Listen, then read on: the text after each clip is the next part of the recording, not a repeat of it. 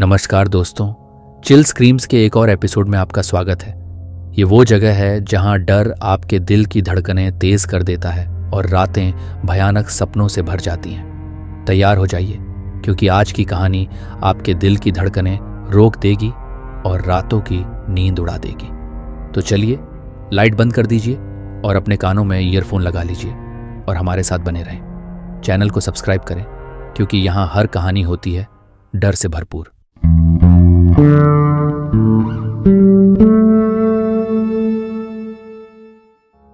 नीतीश एक साधारण युवक था जो अपने गांव से बाहर शहर में नौकरी करने आया था। उसकी जिंदगी सामान्य थी, दिन में दफ्तर का काम और रात में घर आकर आराम। लेकिन उसके दिल में गांव की यादें अक्सर उसे अकेलेपन का एहसास दिलाती थी। एक नई जगह में जाकर उसने अपने पुराने दोस्तों, अपने बचपन के घर और उन पुरानी कहानियों को बहुत याद किया जिन्हें सुनकर वह बड़ा हुआ था। गांव की उस शांति और वहां के खुले आसमान की यादें उसे अक्सर तड़पाती थी, लेकिन उसे यह अंदाजा नहीं था कि इस अकेलेपन के बीच कुछ ऐसा भी छिपा था जो उसकी जिंदगी को पूरी तरह बदलने वाला था। एक रात जब नीतीश अपने कमरे में अकेला बैठा हुआ था, वो बोर हो रहा था। कुछ पढ़ने की इच्छा हुई तो उसने घर के कोने में रखी एक पुरानी अलमारी को टटोला। इस अलमारी को उसने पहले कभी ध्यान से नहीं देखा था। दरवाजे खोलते ही उसमें से धूल उड्ढती हुई बाहर आई और अलमारी के अंदर रखी एक पुरानी जर्जर किताब उसके हाथ लगी। ये किताब बहुत पुरानी दिख रही थी, मानो कई सालों से किसी ने इसे छुआ ना हो। उसके कवर पर कोई नाम नहीं था और पन्ने भी पुराने थे, जैसे किसी बहुत ही पुरानी कहानी का अंश हो। नीतीश ने किताब को खोला और पढ़ना शुरू किया। शुरुआत में उसे लगा कि यह कोई पुरानी धार्मिक किताब है, लेकिन जैसे जैसे वह पन्ने पलटता गया, उसे एहसास हुआ कि यह कुछ और ही थी। हर पन्ना अजीब और डरावनी कहानियों से भरा था। उन कहानियों में एक अजीब तरह का भय था जो सीधा उसके दिल तक पहुंच रहा था। नीतीश ने अपने आप को समझाया कि यह सब बस पुरानी कहानियां हैं, जिनका वास्तविकता से कोई लेना देना नहीं। लेकिन उस रात उसे ठीक से नींद नहीं आई। उस पहली रात के बाद से ही नीतीश को अजीब सपने आने लगे। हर रात वह एक ही सपना देखता था, एक गहरी अंधेरी जगह जहां वह अकेला खड़ा होता था। अचानक उसे किसी की मौजूदगी का एहसास होता, जैसे कोई उसे दूर से देख रहा, परंतु वह कभी भी उस छाया को पूरी तरह देख नहीं पाता था। उस छाया का चेहरा धुंधला होता, लेकिन उसकी उपस्थिति इतनी भारी और डरावनी होती कि नीतीश के शरीर में कंपी दौड़ जाती। सपने धीरे धीरे और भी डरावने होते गए। एक रात उसने देखा कि वह अपने ही घर के एक अंधेरे कोने में बैठा है और सामने एक परछाई खड़ी है। वह छाया उसे लगातार घूर रही थी। उसकी आंखों में एक अजीब सी चमक थी। नीतीश को समझ नहीं आया कि यह सपना था या हकीकत। वह पसीने में डूबा हुआ उठा, लेकिन सपने की हकीकत ने उसकी रातें हराम कर दी।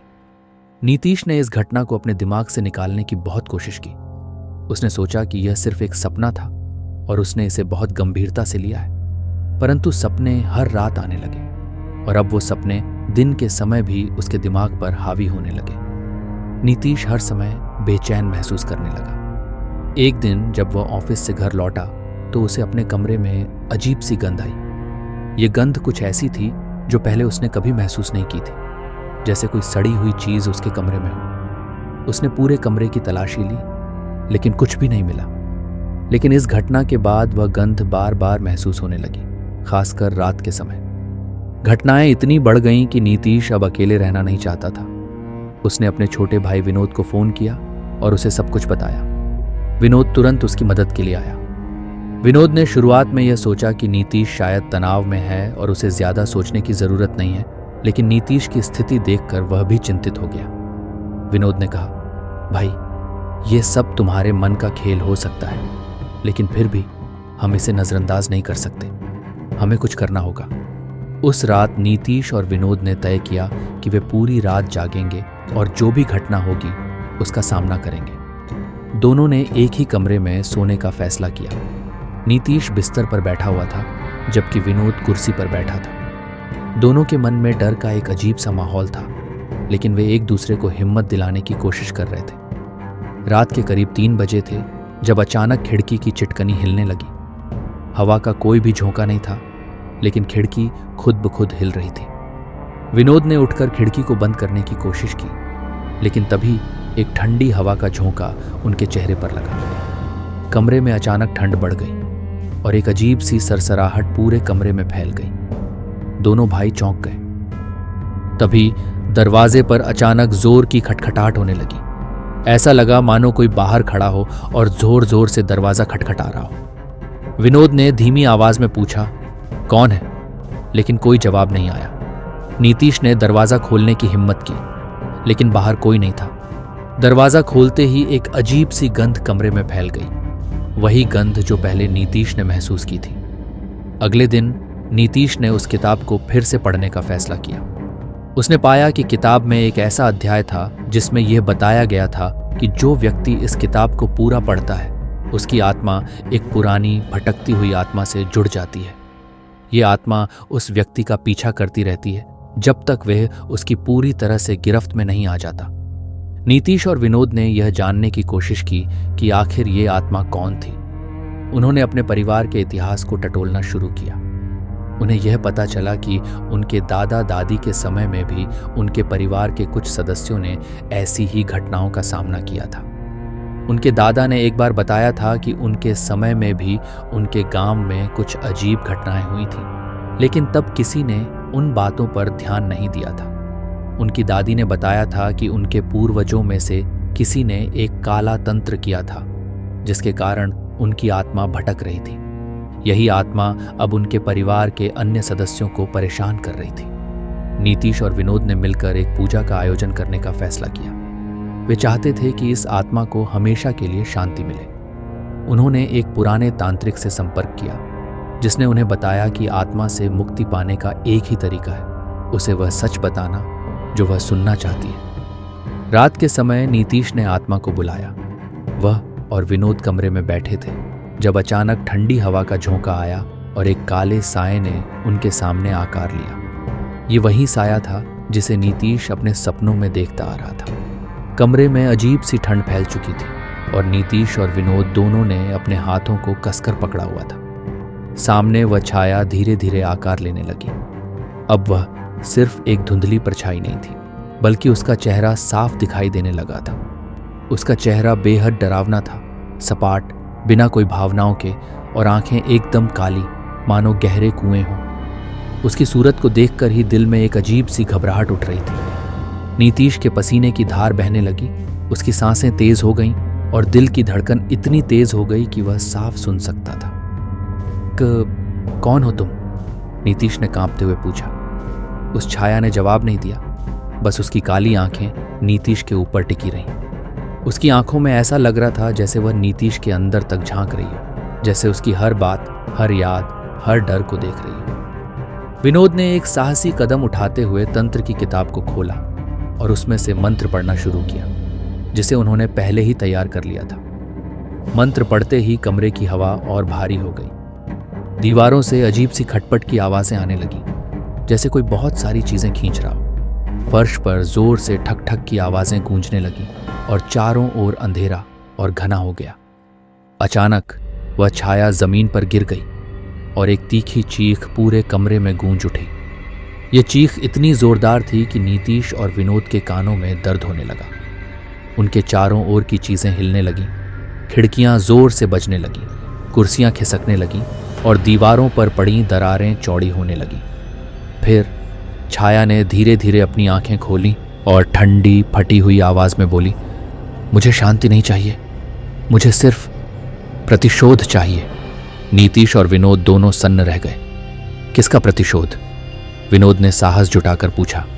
उस आत्मा ने अपने हाथ हवा में फैलाए और अपने चेहरे के पीछे से एक पुराने झुलसे हुए घर का दृश्य दिखाया। वो एक पुराना मकान था जो अब जलकर राख हो चुका था। आत्मा ने कहा, तुम्हारे पूर्वजों ने मुझे जलाया, मुझे धोखा दिया, मेरी आत्मा को कैद किया और अब मैं तुम्हारे पूरे वंश को समाप्त कर दूंगी। नीतीश के पैर कांप रहे थे। वह अपने दादा दादी की कही बातें याद करने लगा। उसकी दादी ने कहा था कि उनके परिवार में किसी ने बहुत बड़ा पाप किया था और वह पाप कभी माफ नहीं हुआ। विनोद ने मंत्र पढ़ते हुए जोर से चिल्लाया, तुम्हारी मुक्ति संभव है, लेकिन तुम्हें यह प्रतिशोध छोड़ना होगा। आत्मा ने विनोद की ओर घूरते हुए कहा, मुक्ति? मुक्ति? तुम्हें क्या लगता है कि मुझे अब कोई फर्क पड़ता है? मैं सालों से भटक रही हूं और अब मेरा एकमात्र उद्देश्य तुम्हारे पूरे परिवार को खत्म करना है। उसकी यह बात सुनकर नीतीश के शरीर में कंपी दौड़ गई। तभी नीतीश को याद आया कि उस पुरानी किताब में एक अध्याय था जिसमें लिखा था कि अगर आत्मा को उसके परिवार की कहानियों से जोड़कर देखा जाए तो उसकी शक्ति को कम किया जा सकता है। ये उसे उसके अतीत में बांधकर कमजोर बना सकता था। नीतीश ने तेजी से सोचना शुरू किया और उसने विनोद को इशारा किया। उसने खुद को संयमित किया और आत्मा की ओर देखते हुए कहा, हम तुम्हें मुक्त करना चाहते हैं, लेकिन हमें तुम्हारे अतीत को जानना होगा। तुम्हारा परिवार कौन था? कौन तुम्हारे साथ था? यह सुनते ही आत्मा ने एक लंबी भयानक हंसी छोड़ी और कमरे में जोर से हिलने लगा। दीवारों से पुरानी धूल गिरने लगी और कमरे की छत से अजीब सी आवाजें आने लगी, जैसे कोई ऊपर चल रहा हो। लेकिन नीतीश डरा नहीं। उसने अपने चेहरे पर डर को नहीं आने दिया। आत्मा ने धीरे धीरे बात शुरू की। मेरा नाम था सुमित्रा। मैं एक पुजारी की बेटी थी। मुझे बलि दी गई थी ताकि तुम्हारे पूर्वजों को शक्ति प्राप्त हो सके। मैं कभी नहीं मर पाई। मेरी आत्मा को इस भूमि से बांध दिया गया था। नीतीश ने सुना। उसकी रगों में खून जमा हुआ सा महसूस हो रहा था। वह जान गया था कि उसकी दादी की बातें सही थीं।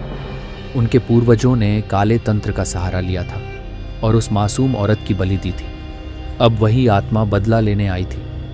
विनोद ने एक अंतिम मंत्र पढ़ने की तैयारी की, लेकिन नीतीश जानता था कि यह आत्मा आसानी से जाने वाली नहीं थी। उसने विनोद से कहा, हमें इसे इसके अतीत से जोड़ना होगा, वरना यह कभी नहीं जाएगी। दोनों ने मिलकर उस आत्मा को उसके अतीत की याद दिलाने की कोशिश की। उन्होंने उस पुराने मंदिर की तस्वीरें खोज निकाली जहां उसकी बलि दी गई थी। वे उसके परिवार के सदस्यों के नाम पुकारने लगे ताकि उसे उसके असली जीवन की याद आए। नीतीश ने गहरी सांस ली और सुमित्रा की ओर देखते हुए कहा, तुम्हें बदला नहीं लेना चाहिए, तुम्हें शांति चाहिए। तुम्हारे दुख का कारण हम नहीं, वह पुरानी पीढ़ी थी। आत्मा कुछ पल के लिए स्थिर हो गई। आंखों में हल्की चमक आई और वह धीरे धीरे कमजोर पड़ने लगी। उसके चेहरे पर क्रोध और दर्द मिश्रित था और उसके चारों ओर का अंधेरा धीरे धीरे गायब होने लगा। लेकिन वह अभी भी पूरी तरह से शांत नहीं हुई थी। सुमित्रा ने आखिरी बार नीतीश की आंखों में देखा और बोली, यह अंत नहीं है। मैं कभी पूरी तरह से मुक्त नहीं हो पाऊंगी जब तक कि इस भूमि पर किए गए अन्याय का प्रायश्चित नहीं होता। फिर जैसे वह अंधेरे में समा गई, वैसे ही कमरे में रोशनी लौट आई। दीवारों पर लगी दरारें बंद हो गईं, खिड़कियां स्थिर हो गईं और कमरे में फैली ठंडक धीरे धीरे कम हो गई। विनोद और नीतीश ने एक गहरी सांस ली, लेकिन उन्हें एहसास हुआ कि यह सब खत्म नहीं हुआ था। हालांकि आत्मा उस रात के लिए शांत हो गई थी, नीतीश और विनोद जानते थे कि वे अभी पूरी तरह सुरक्षित नहीं थे। उन्होंने मंदिर जाकर पंडित से बात करने का फैसला किया ताकि आत्मा को हमेशा के लिए मुक्त किया जा सके। उन्होंने सोचा कि अब वह छाया उनके जीवन से चली गई है, लेकिन सुमित्रा की अंतिम चेतावनी उनके मन में हमेशा गूंजती रही। ये अंत नहीं है। हर रात जब नीतीश सोने की कोशिश करता, उसे ऐसा लगता कि कहीं ना कहीं से वही काली आंखें उसे देख रही हैं। नीतीश और विनोद ने सोचा कि सब खत्म हो चुका है, लेकिन सुमित्रा की चेतावनी उन्हें बार बार याद आती रही।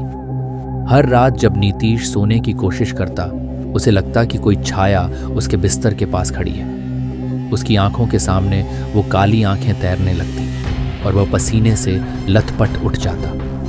विनोद भी अब शांत नहीं था।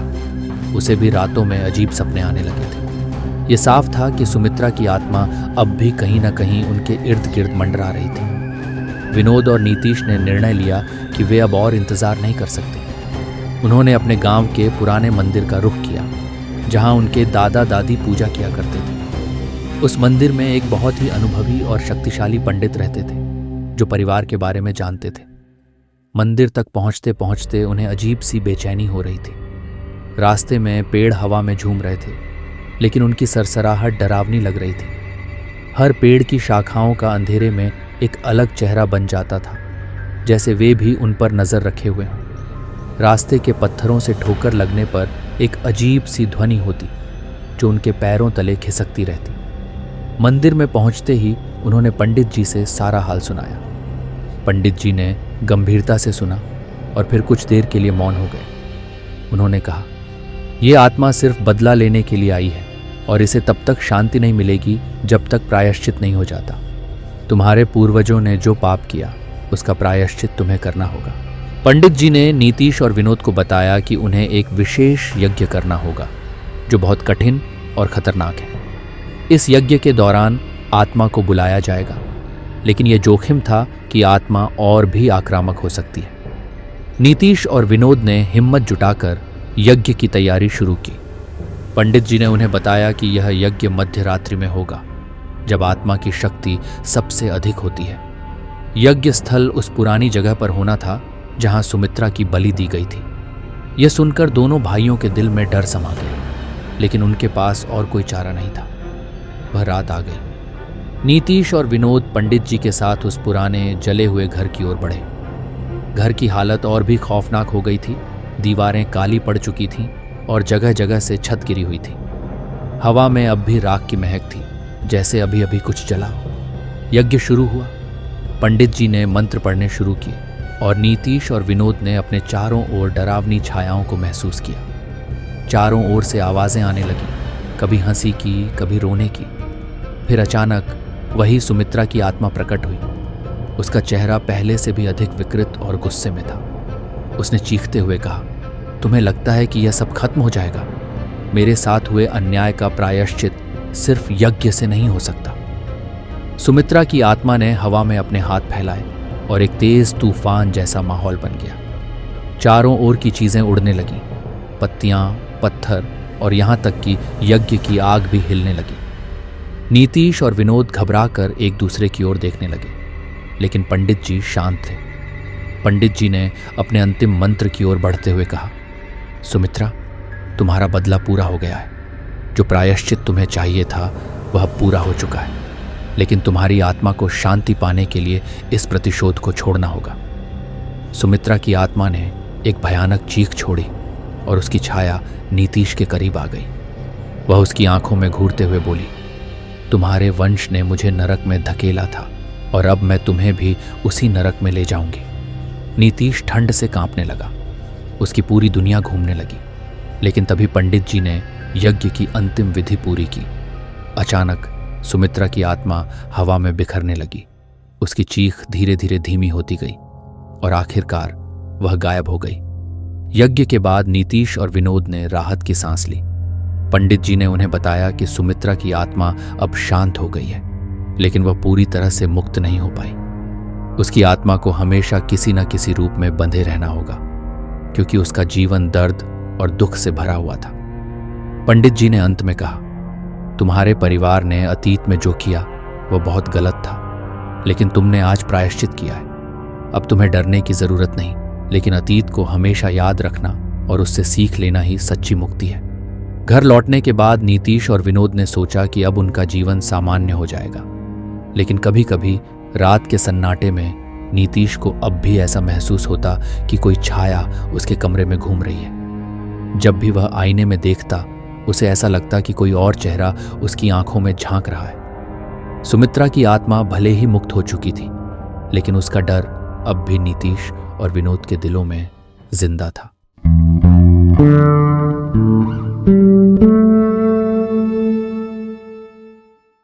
तो दोस्तों, आज की हमारी कहानी यहीं समाप्त होती है। उम्मीद है कि आपको मजा आया होगा। अगर आपको ये कहानियां पसंद आईं तो हमारे चैनल को सब्सक्राइब करें, वीडियो को लाइक करें और अपने दोस्तों के साथ शेयर करें। हमें अपनी राय और डरावनी कहानियां हमारे फेसबुक पेज पर ज़रूर भेजें, जिसका लिंक डिस्क्रिप्शन में है। आपकी कहानियां हमारे अगले एपिसोड में सुनने का इंतज़ार रहेगा। तो फिर मिलेंगे अगली बार एक और भयानक सफ़र के साथ। तब तक के लिए अंधेरे में सुरक्षित रहें और अपने आसपास की हर अजीब चीज़ पर ध्यान दें। धन्यवाद और शुभ रात्रि।